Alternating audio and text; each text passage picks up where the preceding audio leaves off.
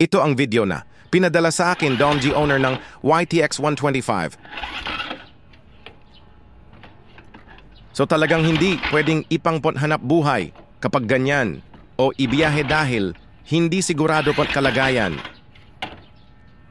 Pagdating namin upang ako mismo ang makapagtala at makapakinig. So heto na. Pakinggan may gibang aking nasabi. Pag ganon, Bendix. Ulit pa. Bendix Drive. Mga video mo pa, nakapalood doon. Lulupit Ito na yung issue. At ang tornilyo ng Bendix putol. Go. Nakita na yung issue. Putol. At ang tornilyo ng Bendix putol.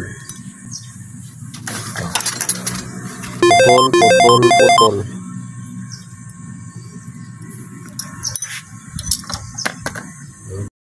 Ipitan ko na yun.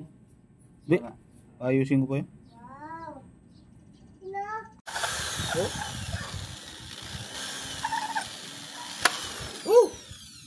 Kasing siyap, tatlo.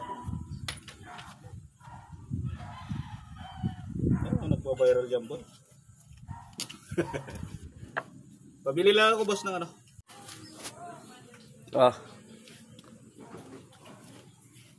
Kabit na. Bago ng tornilyo. Kala ko yung mangga.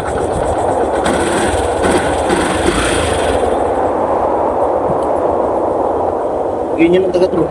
Ganyan. Eh, unang patala kasi. Kaya nga pagdaling araw, bula ako eh. Tap mo tapos, yan naman gamitin mo yung ano. Taon mo, muna. Nalilito ka eh. Ayos na. Balik na kami sa trabaho. Pisto. Okay, thanks.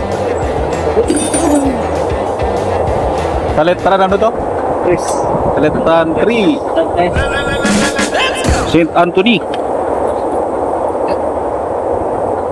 Next time, magpahilot naman ako. Nakunuhan ng home service.